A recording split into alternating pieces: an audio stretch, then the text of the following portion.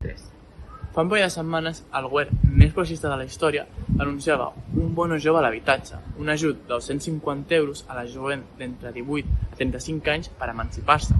L'estat espanyol es troba a la cua de tota Europa en edat d'emancipació, als 29 anys. Creiem, però, que aquesta proposta no és res més que propaganda socialista, ja que s'allunya molt de les demandes reals de les classes treballadores i en especial de la jovent. Una jovent que patim un atur que ronda el 40% i que ens veiem abocades en moltes ocasions a acceptar condicions de treball precàries, pràctiques no remunerades, molts cops sense contracte de treball i preus de lloguers abusius.